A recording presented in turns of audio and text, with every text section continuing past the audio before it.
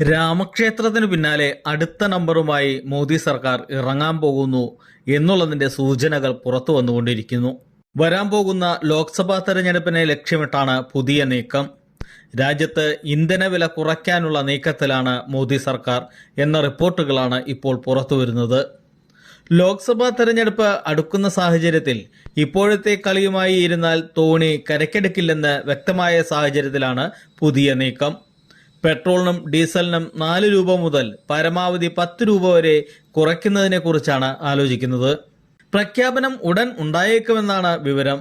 വിവിധ സംസ്ഥാനങ്ങളിൽ തെരഞ്ഞെടുപ്പ് അടുക്കുമ്പോൾ ഇന്ധനവില പിടിച്ചു നിർത്തുന്ന തന്ത്രം അഖിലേന്ത്യാടിസ്ഥാനത്തിലേക്ക് കൊണ്ടുവരുന്നു എന്ന് സാരം.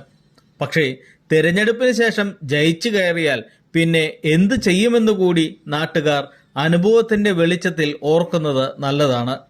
കാരണം ഗ്യാസിന്റെ വില കുറയ്ക്കുമെന്ന് പറഞ്ഞ് അധികാരത്തിലേറി സബ്സിഡി പോലും ഇല്ലാതാക്കിയ മഹാന്മാരാണ്. സത്യത്തിൽ ഈ ഇന്ധനവിലയുടെ കാര്യം തന്നെ നോക്കാം. ഇത് മോദിയുടെ ഔദാര്യം കൊണ്ടൊന്നുമല്ല എന്നുകൂടി ഓർക്കാം. കാരണം ആഗോള മേഖലയിൽ ക്രൂഡ് ഓയിൽ വില കുറയുന്നതിനാൽ ആഭ്യന്തര വിപണിയിലും പെട്രോൾ ഡീസൽ എന്നിവയുടെ വില കുറഞ്ഞേക്കാമെന്ന് നേരത്തെ റിപ്പോർട്ടുണ്ടായിരുന്നു. ഇതിമ പിടിച്ചൊരു ഗിമ്മിക്ക് അത്ര തന്നെ.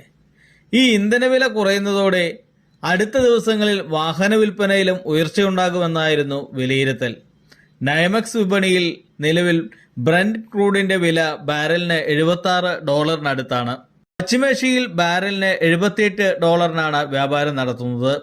ക്രൂഡ് വിലയിൽ ആശ്വാസം ലഭിച്ചതോടെ പെട്രോൾ ഡീസൽ എന്നിവയുടെ ഉൽപാദന ചെലവിൽ ഗണ്യമായ കുറവുണ്ടായെന്നാണ് പൊതുമേഖലാ എണ്ണ കമ്പനികൾ പറയുന്നത്.